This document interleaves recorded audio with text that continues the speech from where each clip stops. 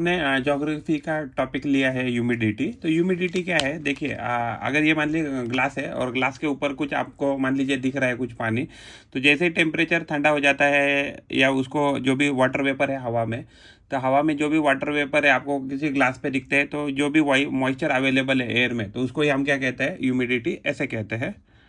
तो ह्यूमिडिटी मान लीजिए एयर है, ये यानी ये टोटल एयर है, तो एयर में मान लीजिए कुछ भी बिल्कुल भी मॉइस्चर नहीं है, तो हम कह सकते हैं कि रिलेटिव ह्यूमिडिटी जीरो हो गई। कुछ अगर मान लीजिए इसमें 50% अगर मान लीजिए ग्लास भरा है, तो हम कहेंगे रिलेटिव ह्यूमिडिटी 50% हो गई। मान लीजिए ये पूरा ग्लास अगर 75% भरा है, तो हम कह सकते हैं कि रिलेटिव ह्यूमिडिटी 75% हो गई। वैसे ग्लास अभी पूरा भर गया, उसके बाद क्या हो जाएगा, अगर उसमें थोड़ा भी पानी डालेंगे तो नीचे गिर जाएगा, तो उसको क्या कहेंगे हम, रिलेटिव ह्यूमिडिटी 100% हो गई। तो जब भी क्या हो जाता है कि जब भी रिलेटिव ह्यूमिडिटी 100% हो जाता है, तभी उस केस में क्या हो जाता है, तब उस केस में अगर थोड़ा भी एक्स्ट्रा पानी आ जाएगा, तो वो एक्स्ट्रा पानी कहाँ हो जाएगा, बाहर निकल जाएगा। तो इसको ही कहते हैं रिलेटिव ह्यूमिडिटी या ड्यू पॉइंट कहते हैं। तो ड्यू पॉइंट क्या है, तो ड्यू पॉइंट जैसे ही आ जाता है, एक टेम्परेचर है पर्टिकुलर, तो उसमें क्या हो जाता है कि ये जो पानी है, तो पानी किस में कन्वर्ट हो जाता है, वाटर ड्रॉपलेट में कन्वर्ट हो जाता है, इसको कहते हैं ड्यू पॉइंट। तो ड्यू पॉइंट क्या है, ड्यू पॉइंट एक ऐसा टेम्परेचर है कि जिसमें क्या हो जाता है कि वाटर जो वेपर है, वाटर वेपर किस में कंडेंस हो जाता है, तो लिक्विड फॉर्म में कन्वर्ट हो जाता है, तो इसको हम कह सकते हैं ड्यू पॉइंट। तो एग्जैक्टली टेम्परेचर बहुत ज़्यादा रहेगा तो ऐसा भी हो सकता है कि वाटर वेपर डायरेक्टली सॉलिड में कन्वर्ट हो रहा है, तो डिपेंड कि टेम्परेचर कितना है उस पर डिपेंड रहेगा। और रिलेटिव ह्यूमिडिटी क्या होता है, टेम्परेचर डिपेंडेंट रहती है। जितना ज़्यादा आपका टेम्परेचर रहेगा उतना क्या रहेगा, रिलेटिव ह्यूमिडिटी आप ज़्यादा कह सकते हैं। यानी कि जो वाटर होल्डिंग कैपेसिटी रहता है एयर का, वो टेम्परेचर के साथ बढ़ता रहता है। 10 डिग्रीज में मान लीजिए इतना ही पानी होल्ड कर सकता है, 20 डिग्रीज में ये मान लीजिए इतना पानी होल्ड कर पाएगा, एंड 30 डिग्रीज में ये इतना पानी होल्ड करेगा। तो जैसे जैसे टेम्परेचर बढ़ेगा वैसे वैसे एयर का जो वाटर होल्डिंग कैपेसिटी है वो इंक्रीज होते रहेगा। तो एक्चुअली एग्जैक्टली ये वाटर साइकिल क्या है, तो वाटर साइकिल देखो, ये एवापोरेशन है, सन के हीट की वजह से एवापोरेशन हुआ, फिर कंडेंसेशन, ठंडा हो गया ये वाटर वेपर, उसको हम कंडेंसेशन या क्लाउड फॉर्मेशन कहते हैं। और ठंडा होने के बाद वो प्रेसिपिटेशन हो जाता है, और ये प्रोसेस कंटिन्यूसली चालू रहता है। और एग्जैक्टली यही जो प्रोसेस है कि जो ह्यूमिडिटी को डिसाइड करती है, तो डिसाइड को अगर ह्यूमिडिटी को अगर मेजरली डिसाइड करना है, तो temperature and availability of water resource होना चाहिए उधर। फिर ये वाटर साइकिल है, सन है, एवापोरेशन है, वापस कंडेंसेशन है, क्लाउड फॉर्मेशन है, उसके बाद प्रेसिपिटेशन है, प्रेसिपिटेशन के बाद आपका मान ली बारिश है या स्नोफॉल है, रेनफॉल है या स्नीट है। फिर उसके बाद ये वाटर साइकिल है, तो water cycle is the major component of the humidity. Humidity क्या है, ह्यूमिडिटी किसकी वजह से आता है, that is the continuous exchange of water between atmosphere, ocean and continent through the process of evaporation, transpiration, condensation and precipitation. तो पानी जब भी वाटर जो है वो वाटर वेपर में कन्वर्ट होता है हीट की वजह से, उसको कहते हैं एवोपरेशन। उसके बाद ट्रांसपायरेशन क्या होता है कि जो भी प्लांट है, तो प्लांट क्या होता है, एयर में पानी को छोड़ते हैं in the form of water vapour, तो उसको ट्रांसपायरेशन कहते हैं। कंडेंसेशन है जब भी क्लाउड फॉर्मेशन होता है विद जब भी टेम्परेचर डाउन होता है वाटर वेपर का, तो उसको कंडेंसेशन कहते हैं। एंड प्रेसिपिटेशन एक प्रोसेस है कि जिसमें क्या हो जाता है, तो पानी एग्जैक्टली स्काई से, हमारे क्लाउड से हमारे धरती पे आता है, अर्थ पे आता है, तो उसको ही प्रेसिपिटेशन ऐसे कहा जाता है। तो वाटर बॉडी जब भी हीट अप हो जाएगी तो एवोपरेट करेगी, और पानी को उस प्रोसेस को एवोपरेशन कहा जाएगा। और जो प्लांट है, प्लांट से भी जो भी वाटर एटमॉस्फेयर में आ जाएगा तो उसको ट्रांसपायरेशन कहते हैं, या उसको ही इवेपो ट्रांसपायरेशन प्रोसेस ऐसे भी कहते हैं। तो इवेपोरेटेड जो वाटर होता है वो कंडेंस हो जाता है, उससे क्लाउड बनते हैं। सैचुरेटेड पॉइंट क्या है, तो सैचुरेटेड पॉइंट एक ऐसा टेम्परेचर है या ऐसा पॉइंट है कि जिसके बाद क्या है कि जो एयर है तो वो वाटर को होल्ड नहीं कर सकती है, या ऐसा टेम्परेचर है, तो उसको सैचुरेशन पॉइंट कहते हैं। तो सैचुरेशन पॉइंट पे जो एयर है वो ज़्यादा और मॉइस्चर होल्ड नहीं कर सकती है, और अगर उसमें डालने की कोशिश की तो भी क्या करेगी, the clouds will give away the water in the form of precipitation.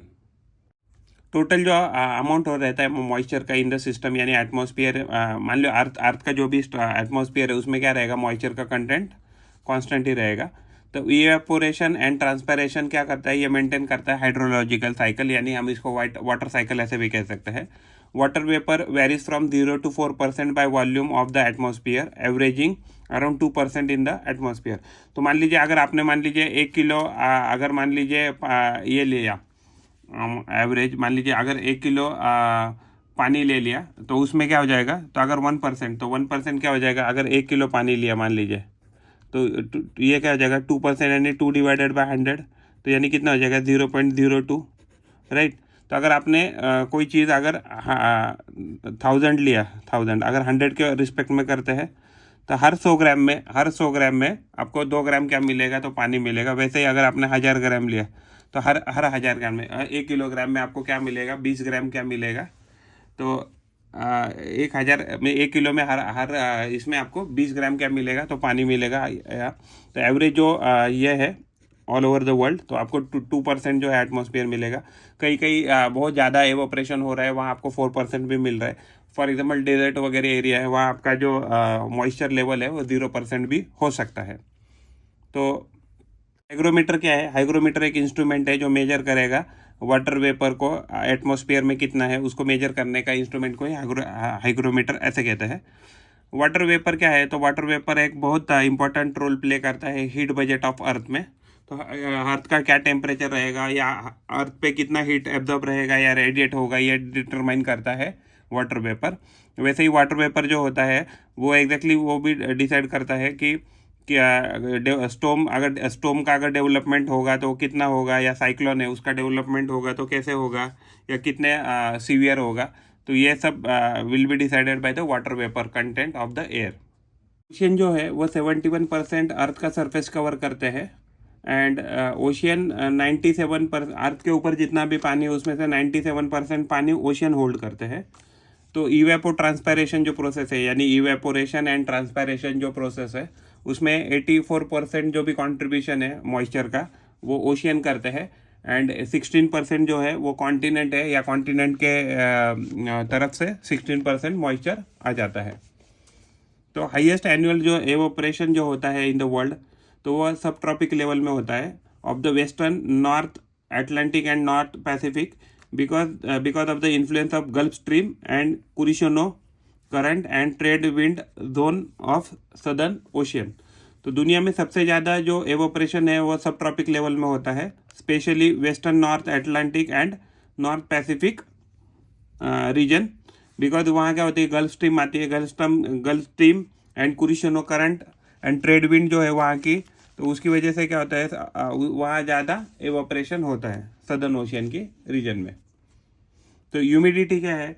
The water vapour present in the amount of water vapour और the quantity of amount vapour present in the air, it is called as the humidity. Absolute humidity क्या है? The actual amount of water vapour present in the atmosphere, यानी कि exactly कितना पानी है available. मान लीजिए अगर एक किलो अगर आपने टोटल एयर लिया, तो 1 किलो में मान लीजिए 10 ग्राम पानी अवेलेबल है। सपोज 1 किलो अगर हमने टोटल एयर का मास लिया, उसमें हमने देखा कि 10 ग्राम क्या है कि वाटर वेपर प्रेजेंट है, तो इसको हम कहेंगे absolute humidity. The actual amount of water vapour present in the atmosphere, the weight of the water vapour per unit volume of air. तो उसका यूनिट क्या है? यूनिट है ग्राम पर क्यूबिक मीटर, या हम ऐसा भी कह सकते हैं ग्राम पर। तो ये ग्राम क्या है? ये वाटर वेपर है, और ये मीटर क्यूब क्या है? तो ये एयर का वॉल्यूम है। तो वाटर वेपर ग्राम में गिनेंगे एंड मीटर क्यूब है हम एयर गिनेंगे। तो ये हो गया हमारा एब्सोल्यूट ह्यूमिडिटी। तो ये जो एब्सोल्यूट ह्यूमिडिटी होता है वो प्लेस टू प्लेस अर्थ पे डिफरेंट हो जाएगा। तो ability of the air to hold water depends entirely on the temperature. जैसे जैसे टेम्परेचर बढ़ेगा तो वाटर होल्डिंग कैपेसिटी, तो वाटर होल्डिंग कैपेसिटी भी इंक्रीज हो जाएगा। टेम्परेचर बढ़ेगा तो वाटर होल्डिंग कैपेसिटी बढ़ेगी। वैसे ही अगर टेम्परेचर डाउन रहेगा तो वैसे ही वाटर होल्डिंग कैपेसिटी एयर की क्या हो जाएगी? कम हो जाएगी या डाउन हो जाएगी। एंड वार्म एयर जो होती है वो ज़्यादा मॉइस्चर को होल्ड कर सकती है कंपेयर टू कोल्ड एयर। तो जितना वार्म एयर रहेगा उतना ज़्यादा एयर को होल्ड कर सकता है, ज़्यादा मॉइस्चर को होल्ड कर सकता है। कंसेप्ट है रिलेटिव ह्यूमिडिटी। तो रिलेटिव ह्यूमिडिटी क्या है? मान लीजिए आपने एक पैकेट ऑफ एयर लिया, मान लीजिए 1 किलो का पैकेट लिया या 1 मीटर क्यूब का पैकेट लिया, तो 1 किलोग्राम में मान लीजिए 40 ग्राम क्या है? मान लीजिए एयर आराम से उसमें अकोमोडेट हो सकती है maximum eight a particular temperature. तो मान लीजिए टेम्परेचर भी हमने मान लीजिए 35 डिग्रीज प्रिज्यूम करते हैं, 35 डिग्रीज में मान लीजिए 40 ग्राम वो होल्ड कर सकता है एयर वाटर मॉइस्चर को। The percentage of moisture present in the atmosphere as compare to its full capacity at a given temperature. देखिए मैक्सिमम कितना होल्ड कर सकता है 40 ग्राम, बट मान लीजिए एट 35 डिग्रीज उसमें पानी की वाटर मॉइस्चर मान लीजिए 10 ग्राम ही है कंपेयर टू 40 ग्राम। तो अगर ये ग्राम से ग्राम कटेगा तो ये रिलेटिव ह्यूमिडिटी क्या आ जाएगा, एक नंबर हो जाएगा। अगर इसको हम 100 से मल्टीप्लाई करेंगे तो एक 0 गया, ये 0 गया, फिर उसके बाद ये हो जाएगा 100 डिवाइडेड बाई 4 यानी 25%।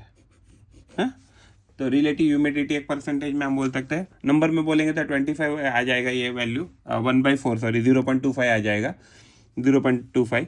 एंड अगर 100 से मल्टीप्लाई करते हैं तो 100 हो जाएगा।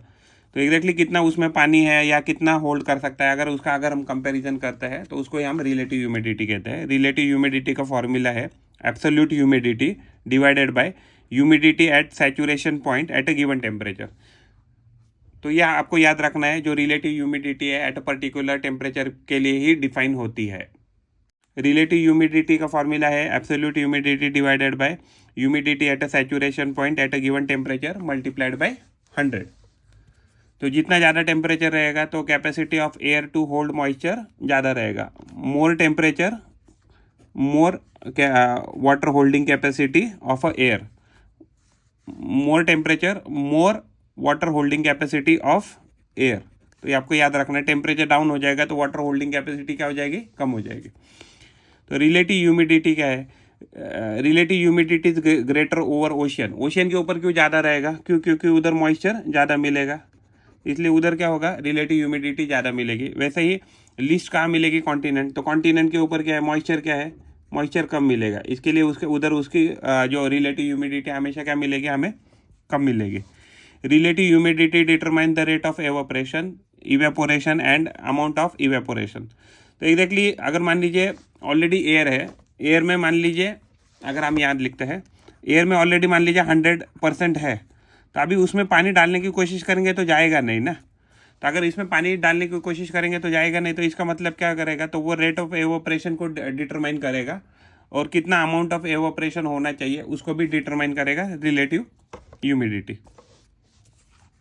अगर हम सैचुरेटेड एयर की बात करते हैं, तो सैचुरेटेड एयर एक ऐसी एयर है कि जिसमें क्या है कि उसकी फुल कैपेसिटी तक मॉइस्चर भरा है, यानी कि उसमें और अभी हम मॉइस्चर डाल नहीं सकते हैं। Relative humidity is 100% at a saturated temperature, at a saturated temperature point. यानी सैचुरेटेड टेम्परेचर पॉइंट यानी क्या है, एक गिवन टेम्परेचर का ही है, एक गिवन टेम्परेचर पे। अभी ये सैचुरेटेड एयर भी किस पे डिपेंड हो जाएगी, पर्टिकुलर टेम्परेचर पे। यानी कि टेम्परेचर ज़्यादा रहेगा तो वाटर होल्डिंग कैपेसिटी ज़्यादा रहेगा।